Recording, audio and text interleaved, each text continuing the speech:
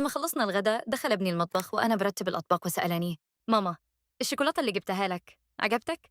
ابتسمت وقلت له: يا ابني دي شكلها غالي قوي، اديتها لولادك. انت عارف مريم الصغيرة بتحب الحلويات قد ايه. فجأة صرخ وقال: انت عملتي ايه؟ كررت كلامي وأنا مستغربة: اديتها لولادك، في ايه؟ صوته اتخنق من الرعب ولقيته بيركض لبره ناحيتهم.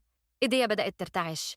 أنا ربيت الولد ده 32 سنة، اشتغلت وشقيت عشان أدخله أنظف جامعة، بس الصرخة بتاعته دي وقفت الدم في عروقي وخلتني أعرف الحقيقة. الشوكولاتة دي ما كنتش هدية، دي كانت سلاح.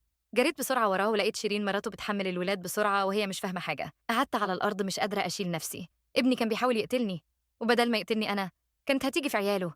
المستشفى أكدت الخبر بعد 6 ساعات. زرنيخ. الكمية ما كانتش كفاية عشان تموت الأطفال بس خلتهم يتعبوا جدا، لكن كانت كفاية جدا عشان تموت واحدة عندها 50 سنة زيي. طارق اختفى، ما جاش المستشفى، ما كلمش حد، فص ملح وزاب.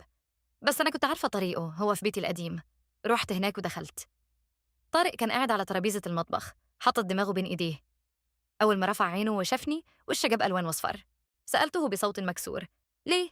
ضحك بصوت عالي وقال: عشان محتاج الفلوس دلوقتي يا ماما، مش لما تموتي براحتك. أنا بغرق، في ناس عايزين نص 1,000,000 جنيه مني. أنا رهنت البيت من غير ما شيرين تعرف وخلاص، مفيش قدامي أي حلول. لقيت نفسي بقول بصدمة: عشان كده كنت عايز تقتلني؟ زعق وهو بيضرب الترابيزة بإيده.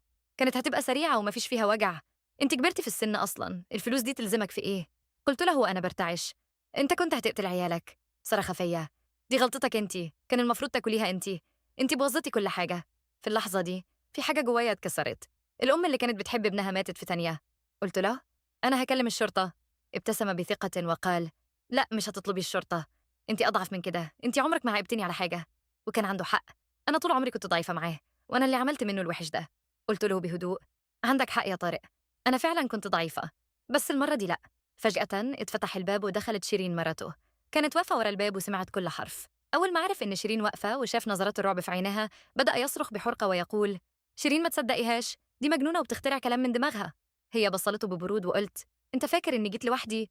حتى الشرطة جت معايا من المستشفى. دخل الضابط الأوضة ووراه 2 عساكر وقال: طارق، أنت مقبوض عليك بتهمة الشروع في القتل العمد. طارق اتجمد في مكانه والكلبشات بتتقفل على إيديه، وأنا واقفة براقبة وهم واخدينه، وعيني منزلتش من على عينه. أول مرة في حياتي شفت الخوف الحقيقي في عينيه. هو فهم إن المرة دي أمه مش هتنقذه.